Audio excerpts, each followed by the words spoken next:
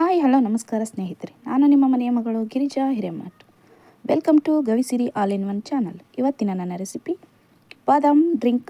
ಮನೆಯಲ್ಲೇ ಬಾದಾಮ್ ಡ್ರಿಂಕ್ ಪೌಡ್ರನ್ನ ಹೇಗೆ ಮಾಡ್ಕೊಳ್ಳೋದು ಅಂತ ತೋರಿಸ್ತಾ ಇದ್ದೀನಿ. ಬನ್ನಿ, ಅದಕ್ಕೆ ಬೇಕಾಗುವ ಸಾಮಗ್ರಿಗಳೇನು ಅಂತ ನೋಡ್ಕೊಂಡ್ಬಿಡೋಣ. ಮೊದಲಿಗೆ ಒಂದು ಬೌಲ್ ಬಾದಾಮಿಯನ್ನು ತಗೊಳ್ಳಿ.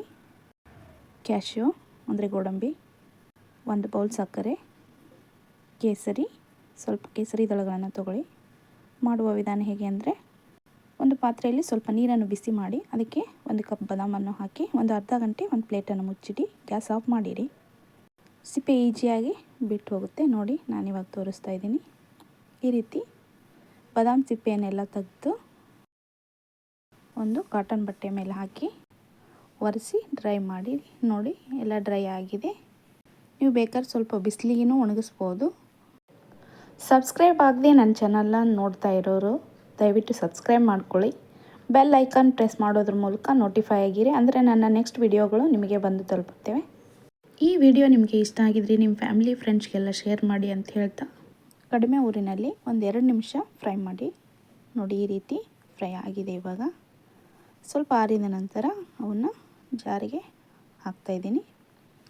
1 ಕಪ್ ಸಿಪ್ಪೆ ತೆಗೆದ ಬಾದಾಮನ್ನು ಜಾರಿಗೆ ಹಾಕಿದ್ದೀನಿ. ಈಕ್ವಲ್ ಕ್ವಾಂಟಿಟಿಯಲ್ಲಿ ಶುಗರನ್ನು ಹಾಕಿದ್ದೀನಿ. ಸಕ್ಕರೆ ಜಾಸ್ತಿ ಬೇಕು ಅನ್ನೋರು ಇನ್ನೊಂದು ಅರ್ಧ ಕಪ್ ಹಾಕ್ಬೋದು.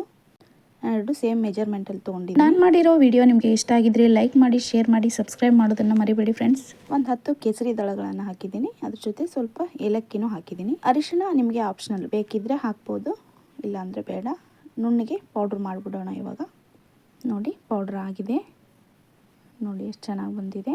ಇವಾಗ ಕ್ರಷ್ ಮಾಡಿದ ಕ್ಯಾಶ್ಯೂ, ಬಾದಾಮ್ ಮತ್ತು ಕೇಸರಿಯನ್ನು ಮೇಲೆ ಇನ್ನೂ ಸ್ವಲ್ಪ ಹಾಕಿ ಮಿಕ್ಸ್ ಮಾಡಿ ಒಂದು ಗಾಜಿನ ಬಾಟಲಿಯಲ್ಲಿ ಇದನ್ನು ಶೇಖರಿಸಿಡಿ. ಗಾಜಿನ ಬಾಟಲಲ್ಲೇ ಹಾಕಬೇಕು ಇದನ್ನು, ಅಂದರೆ ತುಂಬ ದಿನ ಬಾಳಿಕೆ ಬರುತ್ತೆ. ನೋಡಿ ಎಷ್ಟು ಚೆನ್ನಾಗಿ ಬಂದಿದೆ ಪೌಡ್ರು. ಎಷ್ಟು ಈಸಿಯಾಗಿ ಮಾಡ್ಬೋದು ಮನೆಯಲ್ಲೇ, ತುಂಬ ಹೆಲ್ತಿಯಾಗೂ ಇರುತ್ತೆ. ಒಂದು ಪಾತ್ರೆಯಲ್ಲಿ ಹಾಲನ್ನು ಬಿಸಿ ಮಾಡಿ ಗ್ಲಾಸ್ಗೆ ಹಾಕಿ 2 ಸ್ಪೂನ್ ನಾವು ಮಾಡಿರುವಂಥ ಬಾದಾಮ್ ಪೌಡ್ರನ್ನು ಹಾಕಿ ಚೆನ್ನಾಗಿ ಮಿಕ್ಸ್ ಮಾಡಿ, ಅದಕ್ಕೆ ಕ್ರಷ್ ಮಾಡಿದಂಥ ಗೋಡಂಬಿ ಮತ್ತು ಬಾದಾಮಿ ಮತ್ತು ಏಲಕ್ಕಿಯನ್ನು ಸ್ವಲ್ಪ ಅದರ ಮೇಲೆ ಹಾಕಿ ಸ್ವಲ್ಪ ಕೇಸರಿ ದಳಗಳನ್ನು ಹಾಕಿದರೆ ಬಾದಾಮ್ ಡ್ರಿಂಕ್ ರೆಡಿ ಆಗುತ್ತೆ. ನೋಡಿ ಎಷ್ಟು ಕಲರ್ಫುಲ್ಲಾಗಿ ಬಂದಿದೆ. ಈ ವಿಡಿಯೋ ನಿಮಗೆ ಇಷ್ಟ ಆಗಿದ್ದರೆ ಒಂದು ಲೈಕ್ ಕೊಡೋದನ್ನು ಮರಿಬೇಡಿ. Thank you for watching.